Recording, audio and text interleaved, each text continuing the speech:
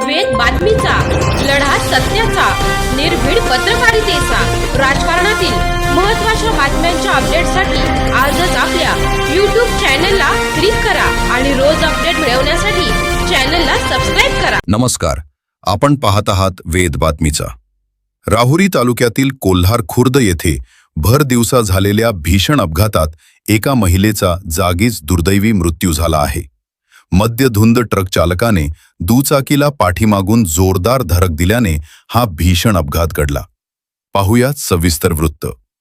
राहुरी तालुक्यातील कोल्हार खुर्द येथील साई मंदिरासमोर रविवारी हा भीषण अपघात घडला. नरसरी बेलापूर येथील ज्योती भाऊराव माळी या आपल्या मुलगा अक्षय माळी यांच्यासोबत दुचाकीवरून प्रवास करत होत्या. यावेळी राहुरीकडून शिर्डीकडे भरधाव वेगाने जाणाऱ्या मालवाहतूक ट्रकने दुचाकीला पाठीमागून जोरदार धडक दिली. प्रत्यक्षदर्शींच्या माहितीनुसार ट्रक चालक मद्यधुंद अवस्थेत होता.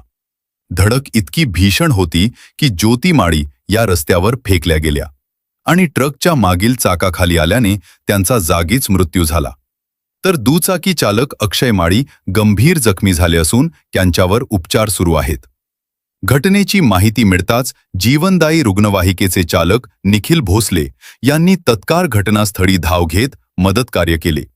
त्यानंतर मृतदेह शवविच्छेदनासाठी राहुरी ग्रामीण रुग्णालयात पाठवण्यात आला. अपघातानंतर काही काळ परिसरात तणावाचे वातावरण निर्माण झाले होते.